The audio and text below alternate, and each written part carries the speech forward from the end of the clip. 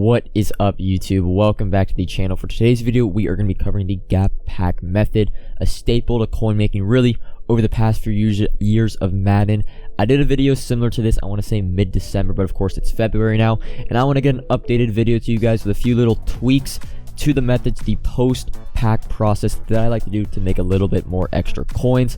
Also in this video, we're going to be going through, or I'm going to be giving away some free entries to my sub-only tournament on Xbox. It's going to be going down a little bit later today, so stay tuned to some point in this video. There's some going to be instructions they're going to have to put down in the comments below. Let's not waste any time though, hop right into the video. So what is the gap pack? Well, it's a 500 coin pack in the store. Pretty much it's, I don't want to say guaranteed profit, but it's guaranteed profit. It's not going to make you go from 50k to a mil in a day. It's more of a slow process. I recommend doing the gap pack method when you're watching Netflix, you're watching stream, really in some like downtime. If you're a little bored, throw on a little YouTube video and open these packs. They're really good. I want to say the highest overall you can pull is probably like an 87, 88. When we get an odds boost, we will have something, of course, a higher overall that you can pull. But I'm also not going to be going through and kind of showing the exact profit I make. I think I end up opening 25k worth of gap packs, and then we're going to go through the whole entire process, what I like to do with every card. But I don't want to waste too much time, so I am going to do the giveaway or the sub only on Twitch kind of instructions. So big thing to note, if you want to be entered, all you have to do is be subbed to me on Twitch. Of course, it's a $50 prize pool. The start time is going to be 5 p.m. PST, so Pacific Standard Time, which is about an hour or two from this point. Just DM me on Twitter, Discord, anything if you want to be entered into this tournament.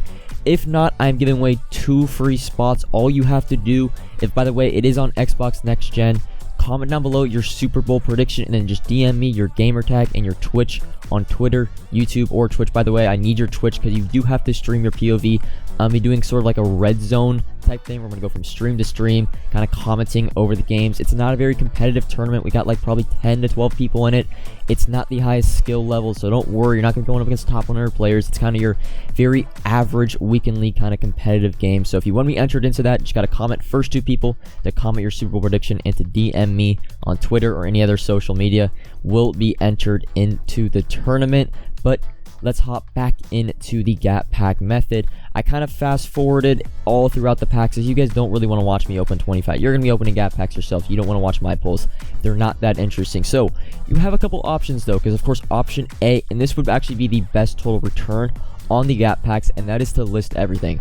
The problem I have with this is we only have 20 auction house spaces, so we want to be kind of the most efficient. We want to use those auction house spaces for the most expensive cards we get from the gap pack. And if you just list all 20 or so, you do what, 10,000 coins worth of gap packs, and you list all 20, yeah, it's good, but a lot of us are going to be doing other methods. We're going to have investments, we're going to be selling off parts of our team where we need those auction house spaces, and they're always filled with like silver cards that only go for 500 coins.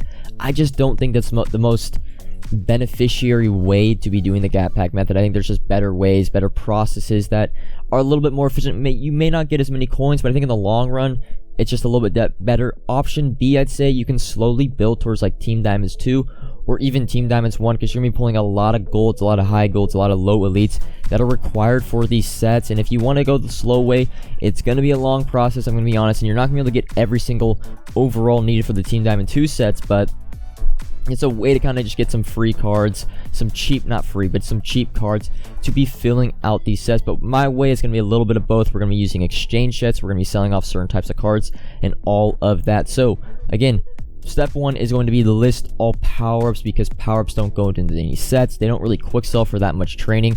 They're pretty much the only thing you get back from them is selling them on the auction house. It doesn't matter what price they go for. Pretty much if they have a power up and you have them in your binder, you pull them from gap, you have to list them. Even if they go for 450 to 500 coins, they're worthless just sitting in your binder.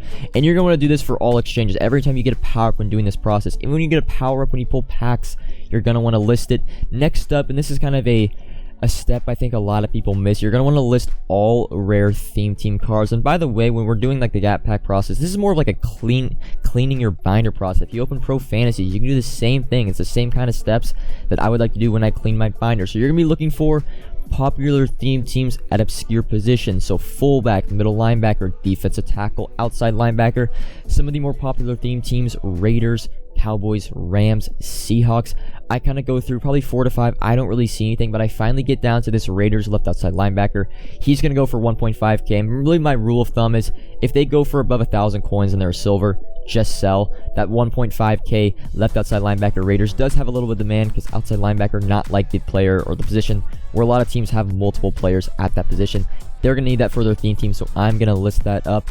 Next step, and this is where we kind of like go off of the path where a lot of YouTubers will say, hey, just list everything. I just don't really like to just fill up my auction house since I wish it was FIFA. I wish we had 100 auction house slots, but we only have 20, so we're just going to be exchanging from low silvers all the way up to high golds. And of course, if you pull players that are on popular theme teams, you're going to want to check their price. If you pull power-ups, you're going to want to list these, but I'm not going to go through.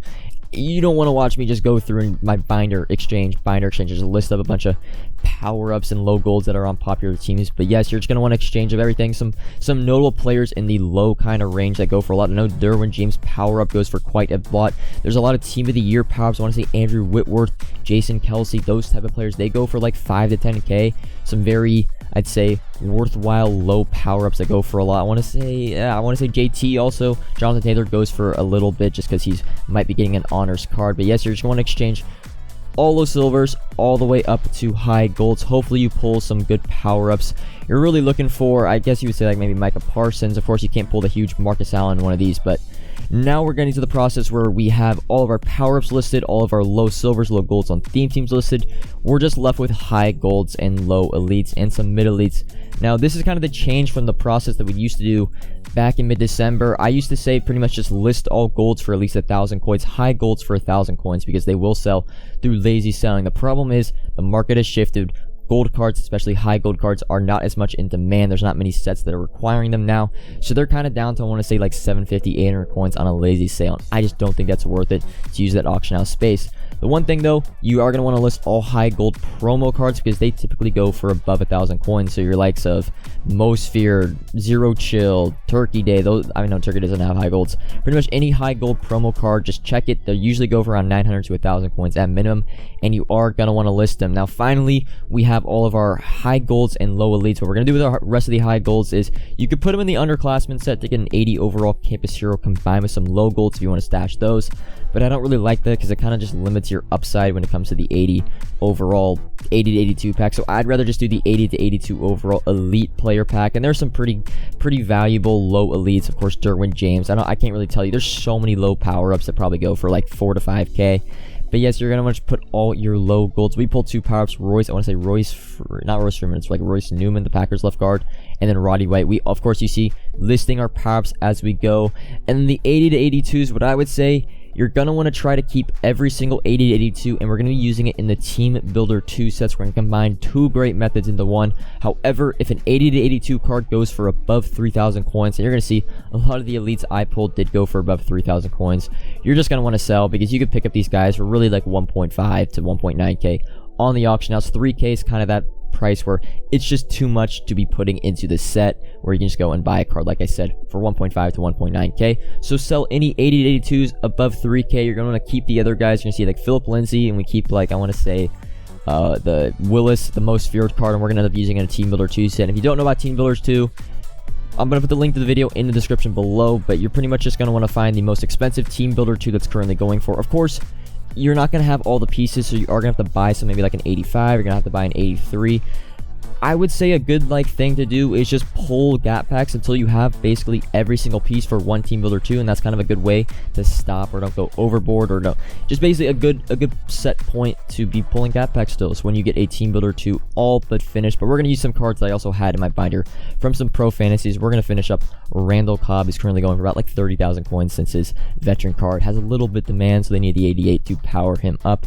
But that is going to be all for the gap pack method. A little updated version. Gold cards aren't worth that much anymore, but the rest of the thing is still the same thing. Hopefully we get an odds boost in the next week or so, and the gap pack will be even better, being able to pull higher overalls, higher chances at low elites and high golds rather than low silvers and low golds. Because that is all for this video. Make sure if you want to enter the sub only tournament, I really recommend you do so. I'm going to be streaming it on Twitch, of course, the entire tournament. It's not going to be too long, right? Only like 10 to probably 16 players.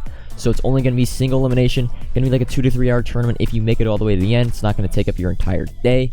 $50 prize pool. We'll find a way to get you guys the money. Venmo, PayPal, Xbox gift card, however we can get the prize pool to you. But that's all for this video. Comment if you have any questions, like if you enjoyed, subscribe if you're new, and until next time, peace.